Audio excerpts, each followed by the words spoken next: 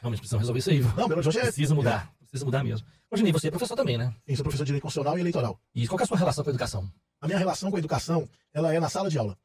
A educação em Belo Horizonte e no Estado, eu as entendo de forma muito partidarizada.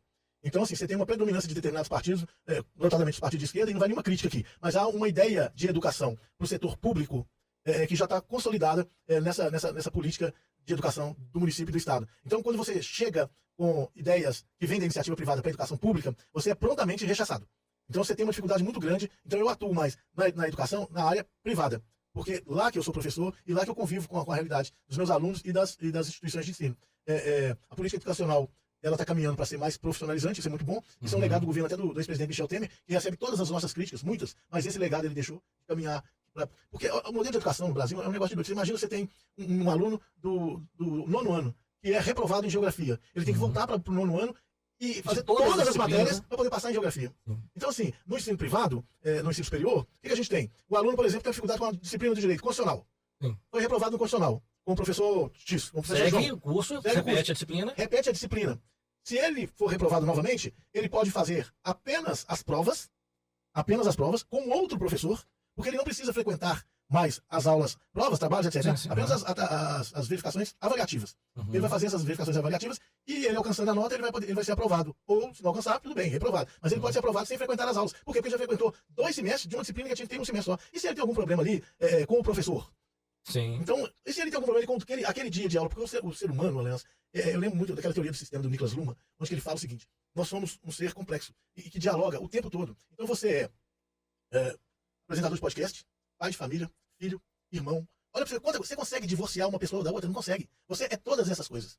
Você é um conjunto de coisas. Então, um conjunto de situações, de personagens que você tem que viver no dia a dia. Então, o que acontece? O aluno não é diferente.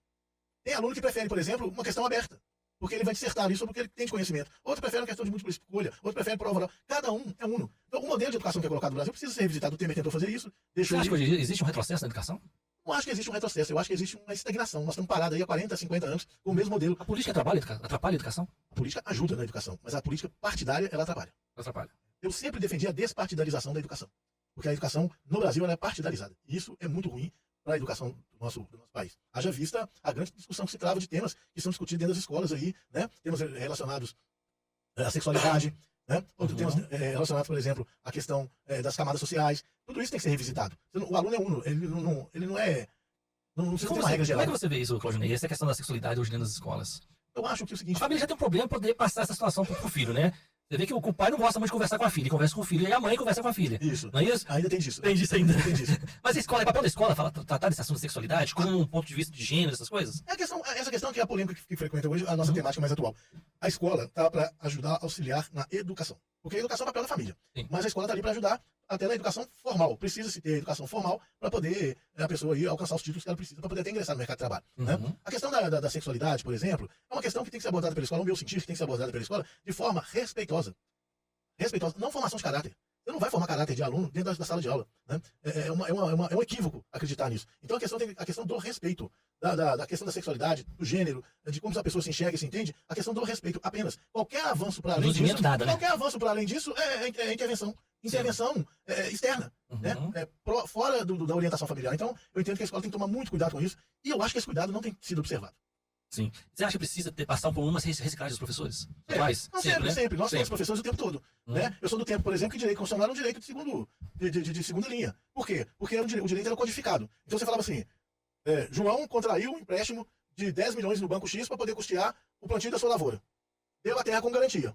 Veio uma tempestade de gelo e acabou com a lavoura dele. Não interessa, João tem que pagar, porque está na lei, pacta sunt servanda, né? A vontade de fazer entre as partes. Você vai, tem que pagar com a sua terra e perde a terra. Hoje não, o direito constitucional veio resolver isso. O direito constitucional vai ser que o sujeito pegou o empréstimo. Ele teve uma situação que ele não contava com ela. Então nós vamos repactuar esse contrato, porque é interesse global, é interesse coletivo, que esse sujeito continue produzindo para poder pagar o banco. Então o direito constitucional na época não. Na época que eu me formei, o que valia era o código.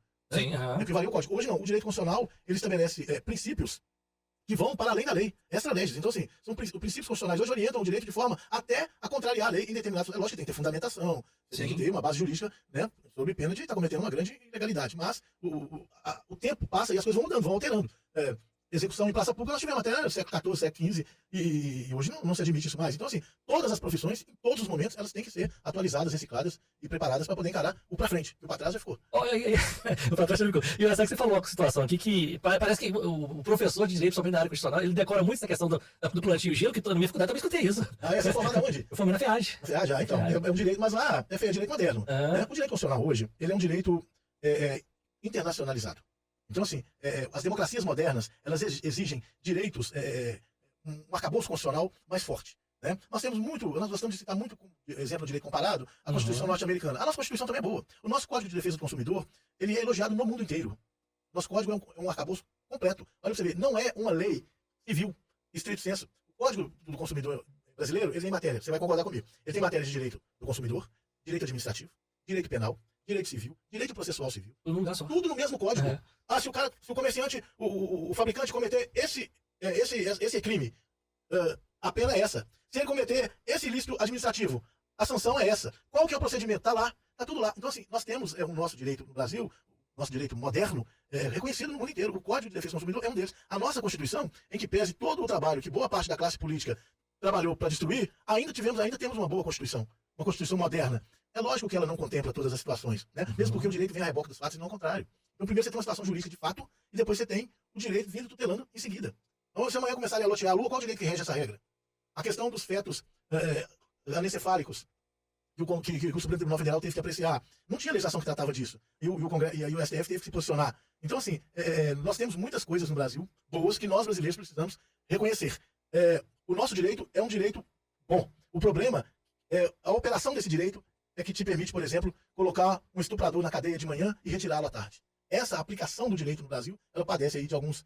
Eu acho que na hora da gente criar uma nova Constituição, que está cheia de emenda, na verdade, né? Constituição cheia de emenda. Eu acho que na hora da gente refazer isso e colocar num documento só... Eu vou concordar com você se a gente tiver uma Assembleia Constituinte exclusiva. Você convoca um modelo constitucional, uma eleição de membros da sociedade, sejam eles deputados, senadores ou intelectuais, ou pensadores do direito, para fazer uma Assembleia Nacional Constituinte. Esse colegiado vem, elabora uma Constituição e deixa de ter mandato logo em seguida. Porque nós tivemos a Constituição de 1988, que foi um grande avanço, mas que ela precisa ser aprimorada, só que com o lobby de determinados segmentos da sociedade, eu acho que pode ter algum tipo de contaminação. E a outra coisa que eu acho que o Brasil devia legalizar também é esse negócio de lobby. Se você pegar no direito comparado, nos Estados Unidos, Inglaterra, etc., você vai ver que o lobby ele tem uma segurança jurídica, ele pode ser feito dentro de determinados limites, e é muito mais saudável que do jeito que está hoje, que a gente finge que não existe, mas a gente sabe o que acontece. Porque tem gente hoje que está rasgando a Constituição, né? Fazendo sua prova o tempo todo, né? E o preâmbulo faz parte da Constituição? O preâmbulo faz parte da Constituição. Perguntinha de prova, né? Perguntinha de prova, o preâmbulo faz parte da Constituição. Ô, Dinei, qual que é a sua visão hoje